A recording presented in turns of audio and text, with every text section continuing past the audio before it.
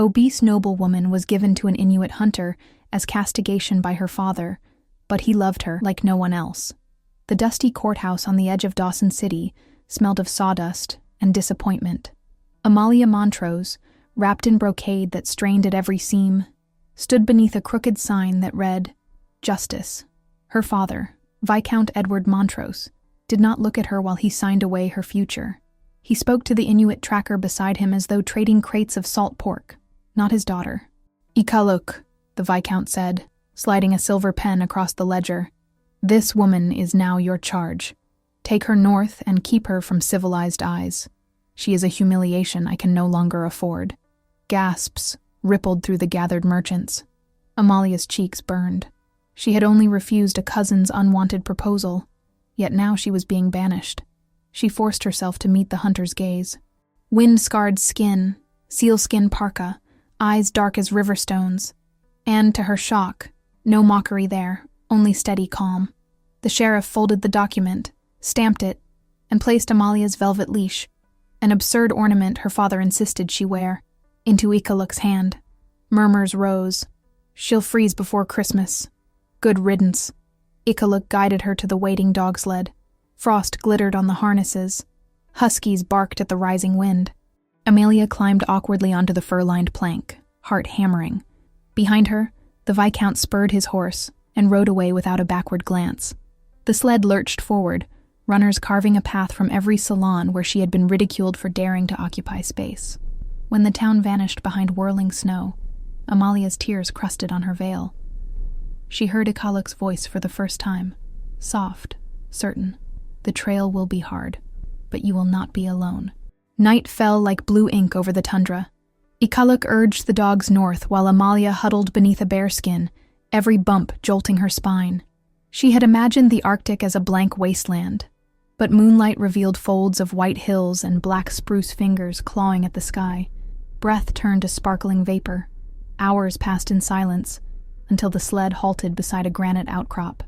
Ikaluk set a small stove, melted snow, and brewed seal oil tea that smelled of smoke and ocean. He passed the cup wordlessly. The warmth spread through Amalia's stiff fingers.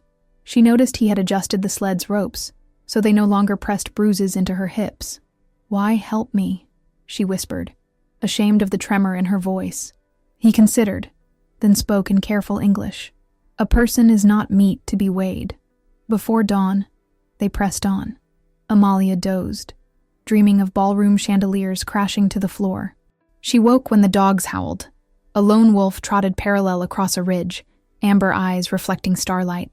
Ikaluk raised his Winchester but did not fire. The wolf peeled away, vanishing like smoke. As sun bled pink along the horizon, their destination emerged. A timber cabin perched above a half-frozen river, smoke curling from its chimney. Relief flooded Amalia, but dread followed. She and the hunter were strangers joined by her father's cruelty. What awaited inside those log walls? Pity, disdain, or something she had never tasted. The dogs halted. Ikaluk offered his hand to help her dismount. For a heartbeat, Amalia hesitated, then placed her gloved palm in his.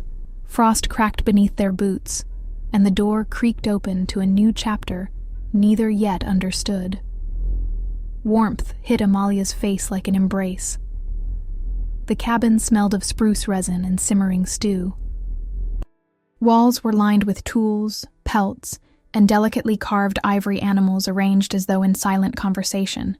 Ikaluk stoked the fire, then ladled caribou broth into a clay bowl and set it before her without ceremony. She expected ridicule of her appetite, as in London clubs where ladies counted almonds. Instead, he turned away, respectfully busying himself with repairing a snowshoe thong. Awkward gratitude lodged in her throat. She ate, feeling the heat loosen knots of fear. That night, wrapped in blankets on a cot, she listened to wind scrape across shingles. She remembered how servants used to lace her corsets until her ribs ached, her father declaring discipline a virtue. Here, no one mentioned corsets. Here, breath came easily. Morning revealed new footprints outside, impossibly broad, deeply pressed into the fresh snow. Ikaluk examined them. "Not wolf," he murmured. "Men." Amalia's stomach twisted. She pictured Crowell, the debt collector rumored to haunt her father's gambling partners. Ikaluk loaded supplies quickly, eyes narrowed. We leave at dusk, safer in open land. She helped pack, clumsy but determined, folding blankets and stuffing beans into sacks. While tying bundles, she noticed ravens carved above the lintel, 2 birds bound by a cord of sinew. My mother's blessing, Ikaluk explained. Ravens guide lost souls. Amalia traced the carving. Perhaps she was the lost soul, and the hunter, her unlikely guide. Outside, clouds gathered like bruises on the horizon, promising more than snow. She set her jaw. Whatever storm approached, she would no longer face it shrinking, but standing. The sky ignited in curtains of green and violet as they trekked across an open plain. Ikaluk moved with silent certainty, and Amalia learned to mimic his wide, deliberate steps atop the snowshoes he strapped to her boots. Each time she stumbled, he steadied her, never laughing, only nodding when she regained balance. Under the aurora, they built a small campfire. Amalia retrieved the French prayer book she had tucked into her bodice, pages warped by cold. She read aloud, voice quavering. Ikaluk listened, then asked her to teach him the words. In exchange, he recited a legend. During the long polar night, the sun chooses one heart that waits in kindness to greet its first return. That heart, he said, would be blessed all its days. Do you believe such blessings? Amalia asked. I believe kindness finds its own way home, he answered, glancing at her through rising sparks. Their laughter carried into the night, until a distant gunshot cracked the stillness. The dogs bristled. A lone rider appeared, waving a lantern and a folded sheet. Panting, the messenger dismounted and thrust the paper into Ikaluk's hand. A bounty notice sealed with the Montrose crest, promising $200 to any man who delivered Amalia back, dead or suitably chastened. Her blood froze thicker than the ice beneath them. Ikaluk scanned the plain, every muscle coiled. He extinguished the fire with a kick of snow. We move now, he said. Amalia tightened her cloak, pulse hammering. For the first time in years, fear did not paralyze her. It sharpened her resolve. She would not return a captive to the ballroom cages. She followed Ikaluk into the dark, step steady, eyes on the path he blazed. By dawn they reached a trading post, a cluster of cabins huddled against the river, smoke black against pale sky. News of the bounty had arrived first. In the saloon, rough men whispered over cheap whiskey, weighing the price of a woman's life. After stocking up, they snowshoed the short dusk journey back to Ikaluk's river cabin, intent on defending familiar ground. That night, back at the river cabin, they prepared. Ikaluk set tripwire snares along tree lines, positioned rifles at loopholes, and taught Amalia how to load powder without spilling. She memorized every step, fingers steadier than expected.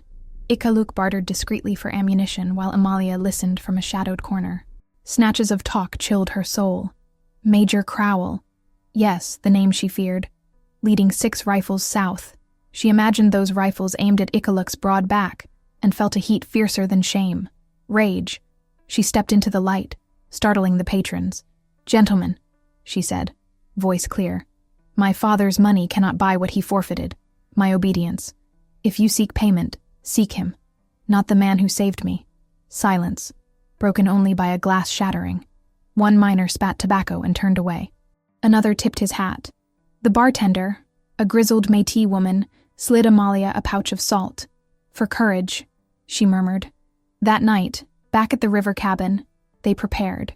Ikaluk set tripwire snares along tree lines, positioned rifles at loopholes, and taught Amalia how to load powder without spilling. She memorized every step, fingers steadier than expected. Snow began to fall heavy and wet. Before moonrise, a flare burst above the forest, red against white, a signal. Ikaluk whispered, They come. Amalia pressed her back against the cabin wall, musket in trembling hands. In the hush before the storm, she realized this was the first time she fought not for acceptance, but for a future chosen of her own will.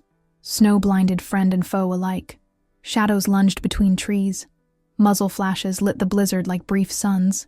Amalia fired her first shot, the recoil numbing her shoulder but sending a marauder sprawling. She reloaded, teeth chattering. Ikaluk moved outside in near silence, using drifting snow as cover, dropping attackers with calm precision. Yet numbers pressed in. A bullet grazed his arm. Crimson seeped across his parka. Amalia abandoned the loophole, dragged him behind a woodpile, tied a strip of linen around the wound. "Stay down," she ordered. He smiled faintly at the role reversal. Sudden hands seized her from behind. Crowell himself, face scarred, breath reeking of rum. He yanked her wrist, snarling, "Let's see what the old man pays for ruined goods." She clawed at his eyes, but he hauled her toward the river where ice slabs cracked like thunder. At the bank, Crowell forced her onto brittle ice. Wind howled. "Beg," he taunted. Amalia met his gaze. "I would rather drown free than live owned." She stomped her heel, shattering the crust beneath them. Crowell slipped, his weight punching a hole. Icy water swallowed him to the waist. He cursed, struggling. Amalia scrambled back, but the mercenary's hand clamped her ankle, dragging her toward the freezing void. She screamed Ikaluk's name. A rifle roared. Crowell jerked, grip loosening. The hunter limped forward, blood-soaked sleeve flapping. He reached for her, but the ice beneath both of them began to spiderweb. The river groaned like some colossal beast. Ikaluk's outstretched hand hovered inches from Amalia's fingers as cracks widened between them. Crowell thrashed once more, then slipped beneath the black water, swallowed by the current, along with his greed. Ikaluk flung his rifle aside and crawled, spreading his weight. "Do not move," he said, voice low but composed. Amalia lay flat, heart rattling. She thought of all the nights corsets had crushed her lungs, all the times she had wished to be less, lighter, quieter, invisible. Now her body felt like an anchor, but also a truth. This was who she was, and she wanted to live. He reached her, looped a rope around her waist, and slowly inched them toward shore. Ice splintered under each breath, yet held. At last, snow met their palms. Safe ground. They collapsed among cedar roots. Ikaluk pulled a fur about her shoulders, though he shivered harder. She pressed her warmth against him, ignoring etiquette, simply human against human. "You risked everything," she whispered. He traced a thumb across her cheek, gentle as falling snow. "You are worth more than any father's coin." Moonlight broke through clouds, silvering the landscape. For the first time, Amalia believed the words, felt them settle into her bones like embers. 3 days later, sled runners hissed into the coastal Inuit settlement of Chikvik. Smoke pillars rose from sod houses. Drums echoed over the bay. Word of their ordeal had preceded them. Elders convened in a circle of whalebone arches, faces etched by wind and wisdom. Amalia stood before them, cloak patched, hair tangled, yet spine straight. Ikaluk spoke first, explaining the unlawful bounty and Crowell's assault. Then Amalia spoke, voice carrying across snow. She confessed her past vanity, her father's cruelty, her wish for freedom without bloodshed. A telegraph operator emerged, clutching a strip of paper. Viscount Montrose's response to reports of Crowell's death. "Disown the girl, burn the debts. She is no child of mine." The message trembled in the operator's mittens. Silence settled heavy. Finally, the matriarch Elder Naja stepped forward. "Family is not only the blood that births us," she said, eyes soft on Amalia, "but the hands that lift us when we fall." She placed a carved raven token in Amalia's palm, the twin of Ikaluk's. As the assembly dispersed, villagers brought gifts, seal boots, a copper pot, woven blankets. Each offering felt like a stitch in a new identity. Amalia realized she no longer sought permission to exist. She belonged by the evidence of kindness around her. That night, candles flickered against earthen walls as Ikaluk knelt, presenting the matching raven. No formal vows, only a question in his gaze. Amalia answered with a nod, tears glistening. 2 tokens, now tied together, swayed lightly, promising dawn. The promise of dawn was tested sooner than anyone wished. A steamer anchored off the bay, flying Montrose colors. Uniformed agents marched onto the ice, led by Lieutenant Pierce, face pinched by cold and arrogance. "We are authorized to reclaim the Viscount's property," he announced, eyes skimming Amalia like inventory. Ikaluk stepped between them. The villagers lined up behind him, silent as stone. Pierce unfurled a new decree. Unless Amalia returned, the Viscount's consortium would seize trading rights, strangling Chikvik's winter supplies. Gasps rippled. Livelihoods hung in the balance. Amalia swallowed terror and spoke. Trade cannot be taken if it is already paid. She opened a cedar chest she and Ikaluk had prepared through sleepless nights. White fox pelts, carved combs inlaid with lapis, the hunter's prize dog team harnesses, even her own brocade gown, seams still stretched. Value tallied to twice the consortium's credit. Pierce sneered. Sentiment does not settle accounts. Ikaluk lifted his hunting knife, placed it atop the chest. This blade saved Montrose caravans for years. Let it close his ledger. Confronted with irrefutable worth, and the glare of villagers, Pierce faltered. He mumbled about consulting London, then retreated, men trudging back to the steamer. Cheers rose, echoing off cliffs. Amalia exhaled, knees shaking. Freedom, once a dream, now stood solid as the ice beneath her boots. 30 days after the sun had last touched the horizon, the long night ended. Villagers gathered on the ridge overlooking the bay. Faces turned east. Amalia stood among them in a fox fur shawl. No corset, no leash. The raven tokens resting against her heart. A crimson sliver pierced the black sea, growing into a brilliant crown. Gasps and laughter mingled with gull cries. Ikaluk took Amalia's hand, guiding her forward until dawn painted their joined shadows across the snow. He spoke softly, so only she heard. The sun chooses the heart that waits in kindness. It has chosen you. He slipped a braided sinew ring onto her finger. She answered with a kiss, tasted of salt wind and promise. As light spilled over Chikvik, Amalia looked back on the path that had begun in a dusty courthouse. Humiliation, exile, terror, and here, wonder. She no longer wished to be less. She was exactly enough and deeply loved. Turning to the audience of ice and sky, she silently vowed that any soul cast out into darkness would find a place at her hearth. The first sunrise after winter darkness had made her its herald, and she would honor its gift for all her days.